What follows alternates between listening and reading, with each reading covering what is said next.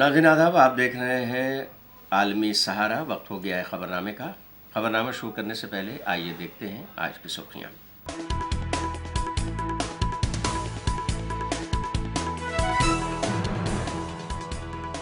America के नए सदर डोनाल्ड ट्रंप ने संभाला ओहदा, पहले ही दिन किए कई अहम ऐलानात, दुनिया में अमन कायम करने की अज़ाइम का किया इजहार।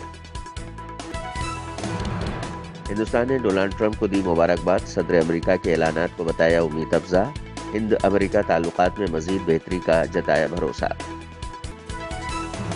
कांग्रेस ने कर्नाटक में जय बापू जय भीम और जय संविधान की तहरीक की शुरू, मरकजी हुकूमत की गलत पॉलिसियों को बेनकाब करने का किया अज़्म।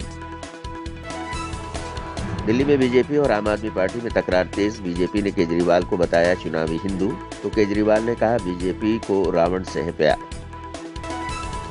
छत्तीसगढ़ में पुलिस के साथ मुठभेड़ में मारे गए 14 नक्सली, रियासती सरकार ने कार्रवाई को करार दिया पुलिस का तारीख-साज कारनामा।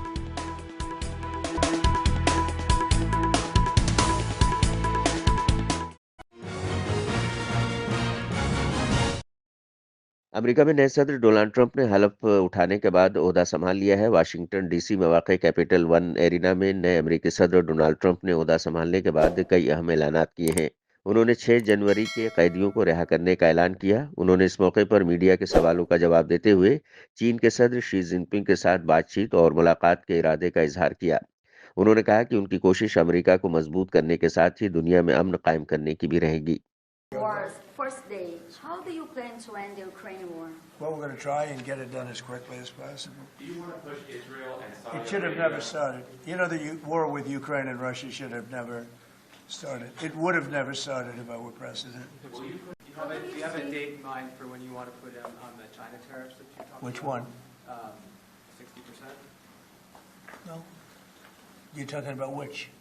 Say it again. The China tariffs, the Oh, broad China? tariffs? Well, as you know, I put on large tariffs on China, and they've really been forced to leave them.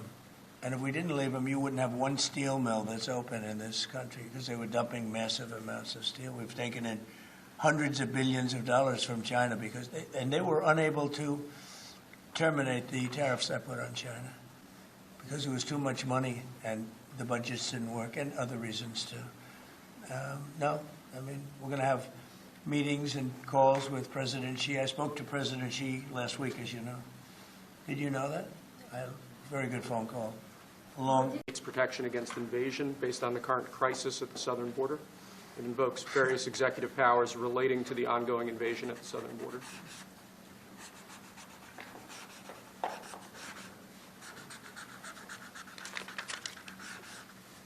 Mr. President, what makes you confident that those are not going to be blocked by the courts?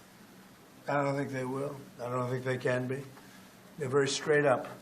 Why don't you take that and go over here? Could you get him over here, not on the side angle? Do you mind? Just go right over here with your friends. Okay? Sir, this is मरकजी वजीर हरदीप सिंह पुरी ने नए अमेरिकी सदर Donald Trump के ऐलानात को उम्मीद अफजा करार दिया है। उन्होंने कहा है कि हम अब तक किए गए ऐलानात पर नजर रख रहे हैं। बाजार में ज्यादा से ज्यादा तवानाई आ रही है। आलमी बाजार में तेल की कोई कमी नहीं है। उन्होंने मजीद कहा कि कुछ फैसलों का हमें पहले से ही अंदाजा था। The announcements made so far, we are watching them very carefully. It is clear, as I have shared with you many times, that more and more energy is coming on the market. I think that's a given. I have said all along that if you look at what's happening in the global energy scene, there is no shortage of oil. That is also very clear. I had shared with you some time ago, after I came back from Gastech in Houston, that at that point of time, one of the former presidents of the United States had said that they will put more energy on the market, irrespective of the results of the outcome. I've shared with you that my assessment at that point of time was that America already produces 13 million barrels a day. They'll put at least another 1.4, 1.5 million barrels additional on the market. Okay.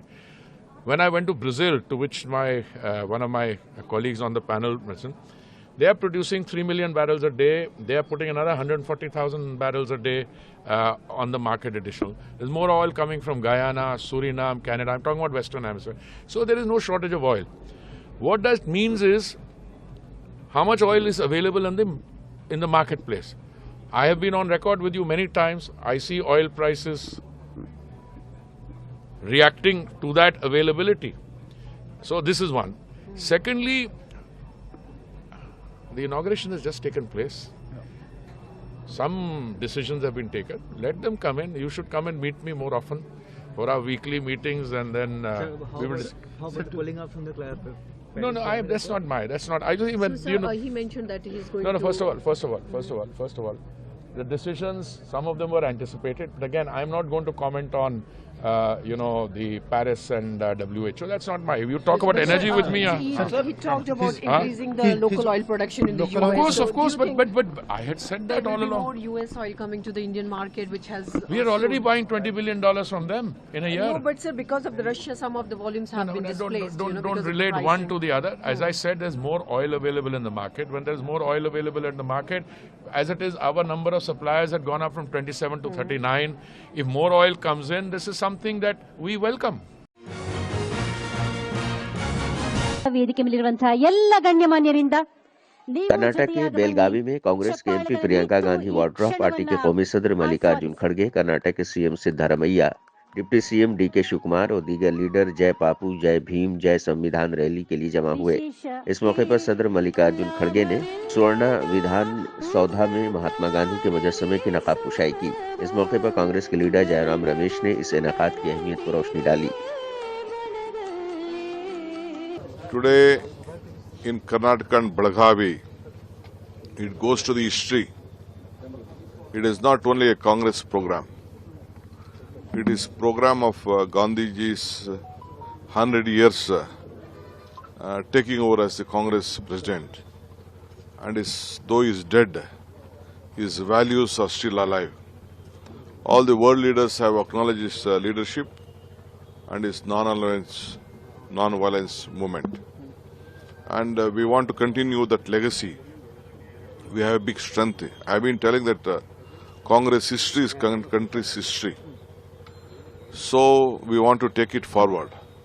This Samavesh, whatever we have organized today, because of our Manmohan Singh's death, we were not able to continue it that day. We had to respect, and it was a country's honor.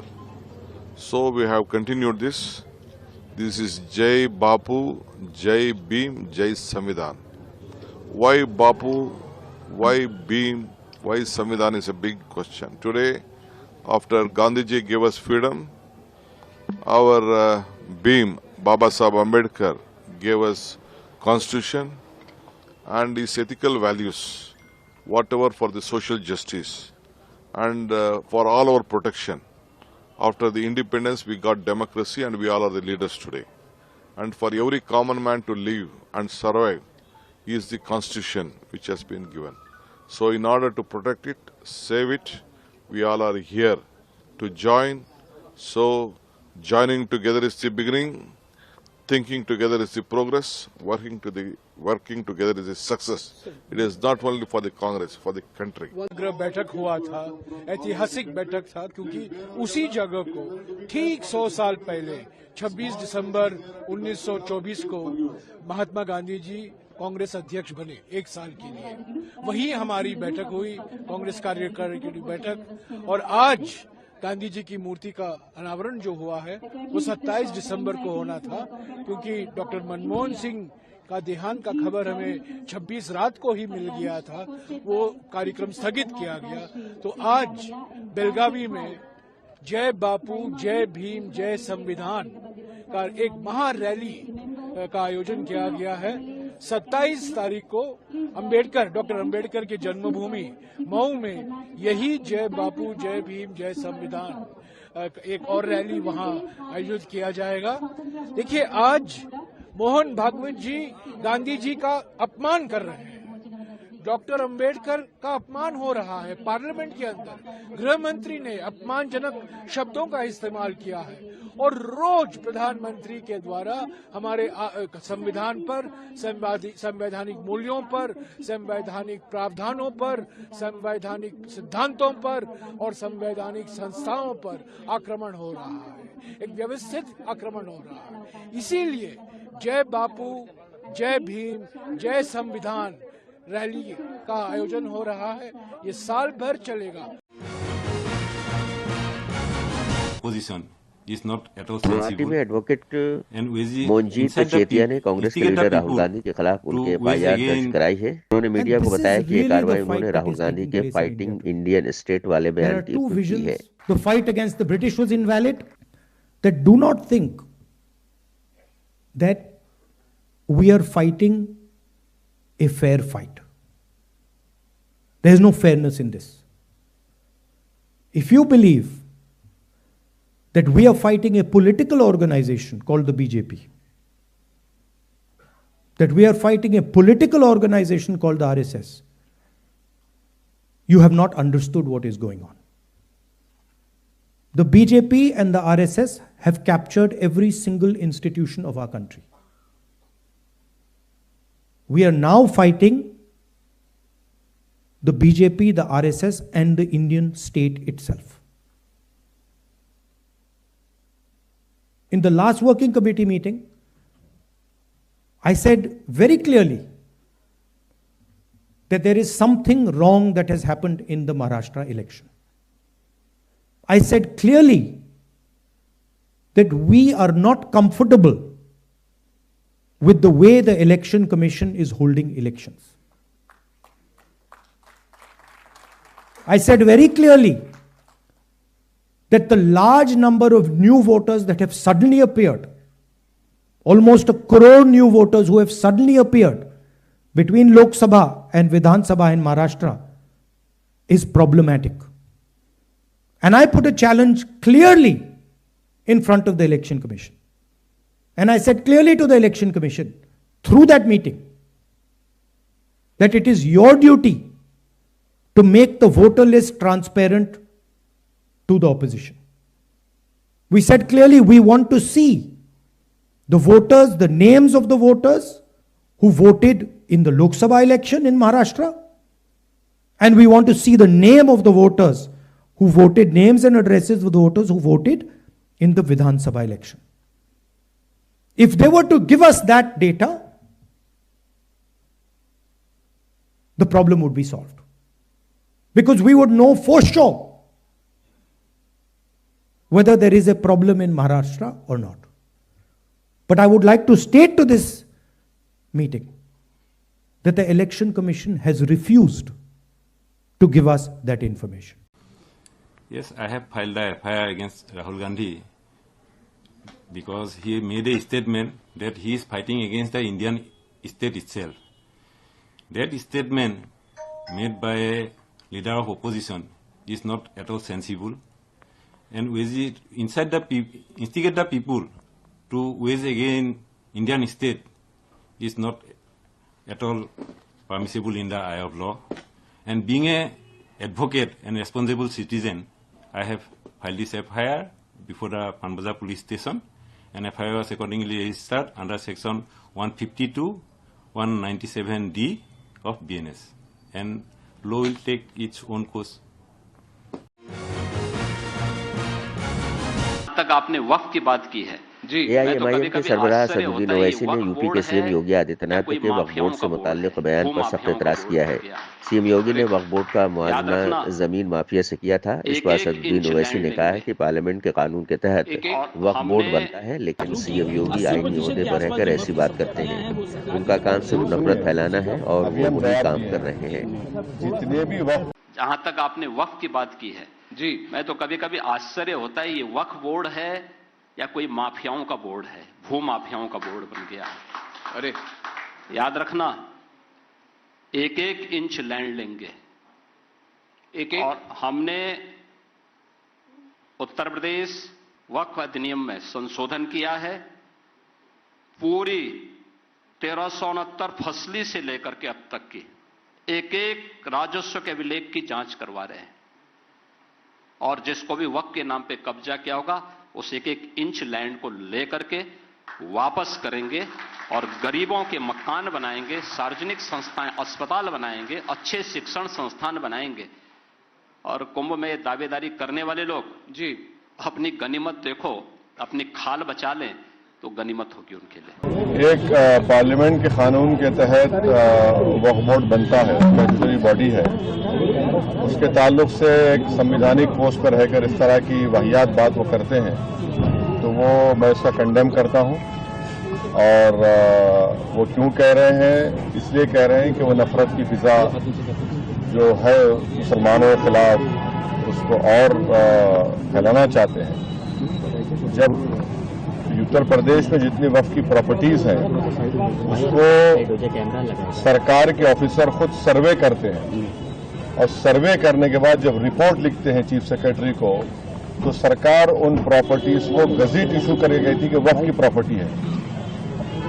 वो कैसे इस तरह की बात करते हैं? तो सिर्फ और सिर्फ नफरत फैलाना इनका काम है और वही काम कर रहे हैं। सर, मीडिया रिपोर्ट्स में ये बात आई है कि उत्तर प्रदेश सरकार ने अभी ये बात कही यहाँ पर IAS के थ्रू कि 80% के आसपास जो वक्फ की संपत्तियां हैं वो सरकार की संपत्ति है। सुनिए, अभी हम जवाब दिए हैं, जितने भी वक्फ प्रॉपर्टीज उत्तर प्रदेश में है उसका गजट नोटिफिकेशन किसने इशू किया? आपने तो इशू नहीं किया, हमने तो इशू नहीं किया, सरकार ने इशू किया। अब सरकार अब इशू कर रही है तो फिर वो बताए कैसा वो गलत हो रहा है। सरकार ही खुद इशू कर रही है और सरकार के इशू के ऊपर गजट होता है।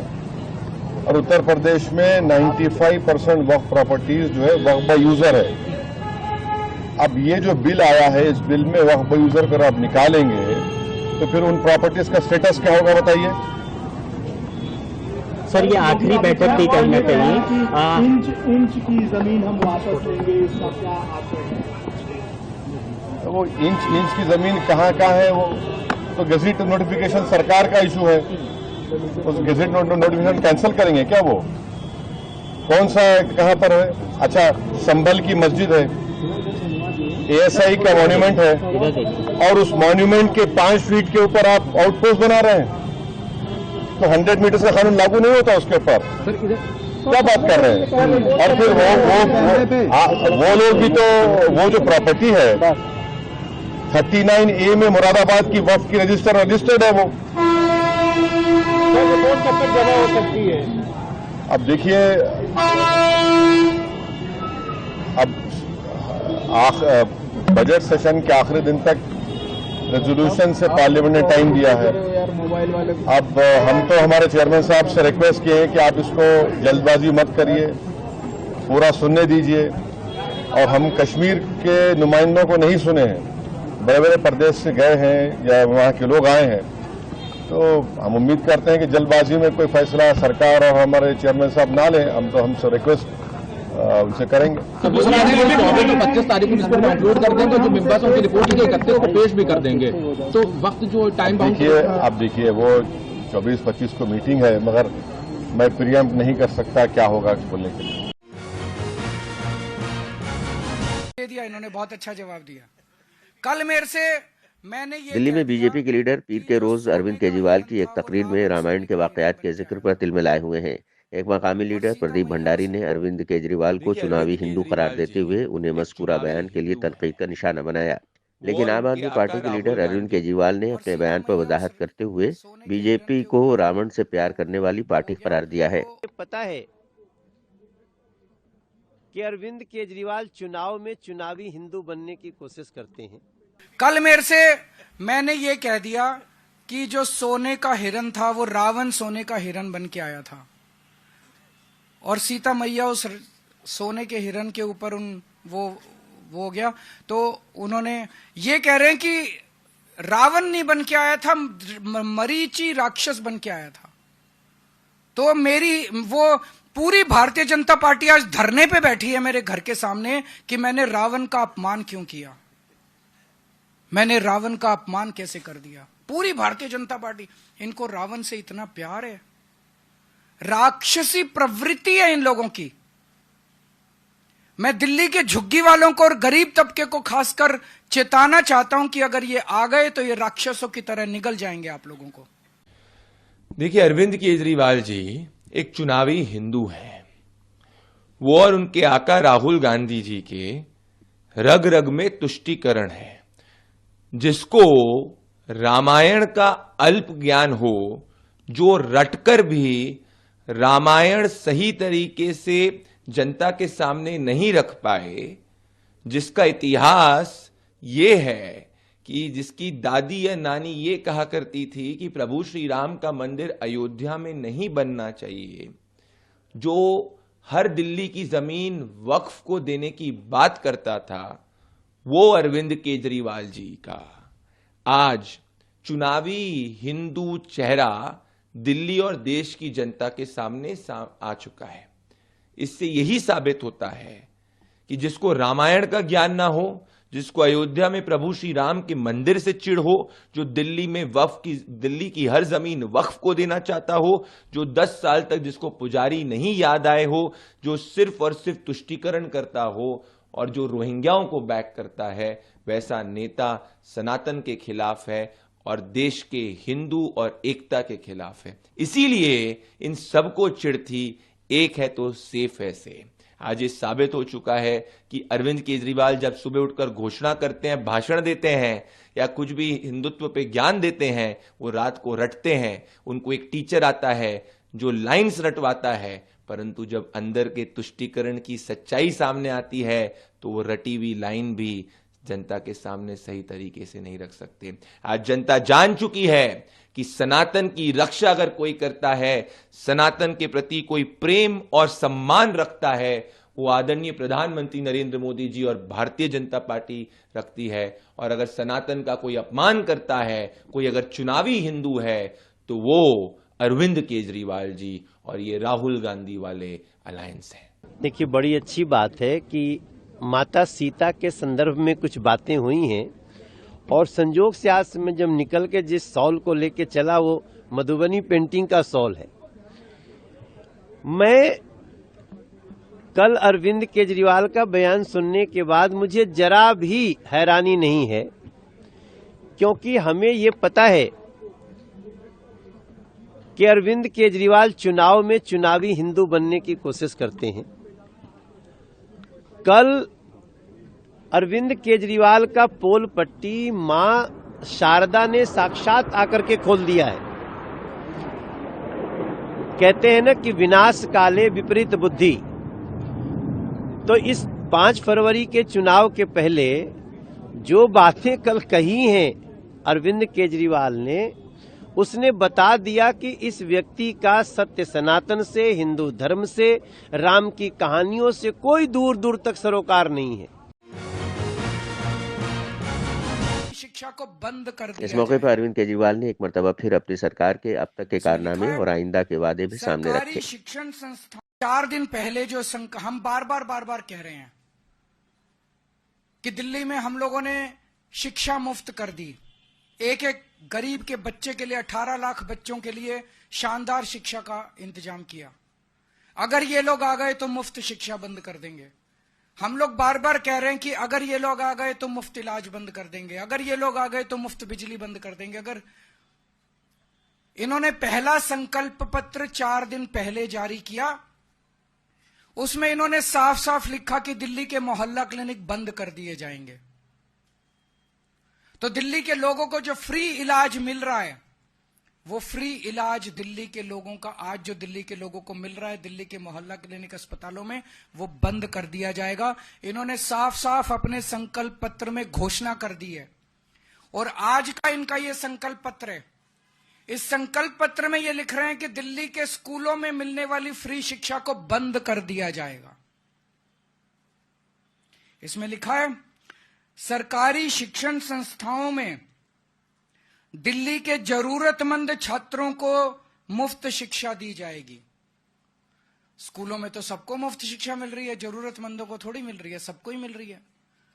तो इसका मतलब ये सबको अब मुफ्त शिक्षा बंद करके जरूरतमंदों को देंगे। इसका मतलब लोग इनके नेताओं के घर के चक्कर काटेंगे कि मेरा भी मुफ्त करा दो जी, मेरा भी मुफ्त करा दो जी। आज दिल्ली के 18 लाख बच्चे दिल्ली के सरकारी स्कूलों में पढ़ रहे हैं, सबकी शिक्षा मुफ्त है। आज इन्होंने घोषणा कर दी कि दिल्ली में मुफ्त शिक्षा बंद कर दी जाएगी। परसों इन्होंने घोषणा की थी दिल्ली में मुफ्त इलाज बंद कर दिया जाएगा। मैं दिल्ली के लोगों को चेतावनी देना चाहता हूं, ये बहुत खतरनाक पार्टी है। गलती से भी इनको वो मत दे देना, आपके घर का बजट ऐसा गड़बड़ाएगा कि आप दिल्ली में रहने लायक नहीं बचोगे। एक बच्चे की आज प्राइवेट में इलाज करा, प्राइवेट में पढ़ा लो, 5,000 रुपए महीने का खर्चा एक बच्चे का तो आ जाता है। 2 बच्चे अगर आपके हैं तो 10,000 रुपए महीने का खर्चा आपका बढ़ जाएगा सीधा। आज आपका सरकारी स्कूल में बच्चे 2 पढ़ रहे हैं, अच्छी शानदार शिक्षा मिल रही है, उनको 10,000 रुपए आपको हर महीने तो बच्चों की फीस पे खर्च करना पड़ेगा। मोहल्ला क्लिनिक में जाके आप इलाज कराते हो, एक डॉक्टर की फीस ही कम से कम, प्राइवेट डॉक्टर के पास चले जाओ, 600 रुपए 700 रुपए कहीं नहीं रखे। फिर वो 2-4 दवाइयां लिखता है, 2-4 टेस्ट लिखता है। एक डॉक्टर की विजिट सिंपल खांसी जुकाम हो 2,000 रुपए लग जाते हैं। अगर मोहल्ला क्लिनिक और अस्पतालों में फ्री इलाज बंद कर दिया गया, कम से कम 5-7 हजार रुपए तो महीने का आपका ये खर्चा, 15,000 रुपए तो ये खुद मान रहे हैं कि हम बंद कर देंगे, आपके 15,000 रुपए का एक्स्ट्रा खर्चा आएगा। मुझे बेहद खुशी है कि भारतीय जनता पार्टी ने ईमानदारी से कम अपने खतरनाक मंसूबों को दिल्ली की जनता के सामने कबूल किया है। अब कुछ और कहने लायक बचा नहीं है। अगर आपके कोई प्रश्न है तो पूछ लीजिए। छत्तीसगढ़ ओडिशा बॉर्डर पर गरियाबंद इलाके में छत्तीसगढ़ पुलिस के साथ तसादुम में 14 नक्सली मारे गए हैं। मरकजी वजीर दाखिला अमित शाह ने इस कार्रवाई को छत्तीसगढ़ पुलिस की बड़ी कामयाबी करार दिया है। उन्होंने ट्वीट करके कहा है कि हमारी सिक्योरिटी एजेंसियों की कोशिशों से नक्सलवाद अब आखिरी सांस ले रहा है। छत्तीसगढ़ के गरियाबंद जिले में मुठभेड़ के दौरान नक्सलियों के मारे जाने को छत्तीसगढ़ के डिप्टी सीएम विजय शर्मा ने तारीख साज कामयाबी करार दिया है। 14 नक्सली कुल मिलाकर 2 दिनों के ऑपरेशन में मारे गए हैं और उसमें विशेष बात यह है कि सीसी मेंबर जयराम करके वो उड़ीसा कैडर के थे, वो मारे गए हैं छत्तीसगढ़ में। और सीसी मेंबर का मारा जाना ये नक्सली ऑपरेशन के इतिहास में अब तक की पहली घटना है और बहुत बड़ी घटना है। कुल मिलाकर करोड़ से भी अधिक का इनाम उसके सर पर रहा होगा। तो पुलिस को बहुत गजब की सफलता अभी मिली है। बहुत से ऑटोमेटेड वेपन भी इसमें बरामद हुए।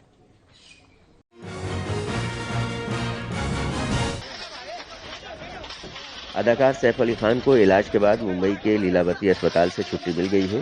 उन्हें उनके घर में एक हमलावर के जरिए चाकू से जख्मी कर देने के बाद इस अस्पताल में दाखिल कराया गया था। इस हमले में सैफ अली खान की गर्दन और उसके आसपास कई गहरे जख्म लगे थे। अस्पताल से छुट्टी के बाद वो अपने घर तो वापस पहुंच गए हैं, लेकिन अभी पूरी तरह ठीक होकर काम पर लौटने में कुछ और वक्त लगेगा।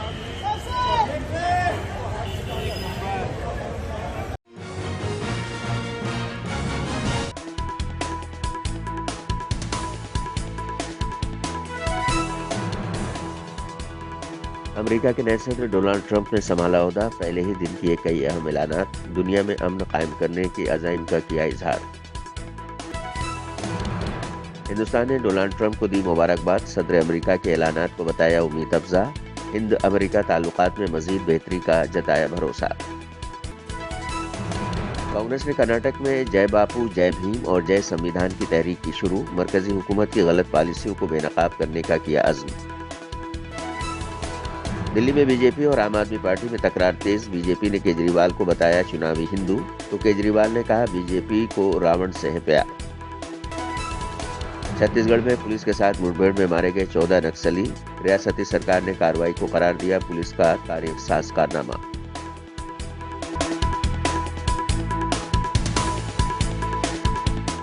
तो आज के खबरनामे बस इतना ही, दीजिए इजाजत, लेकिन आप देखते रहिए आलमी सहारा।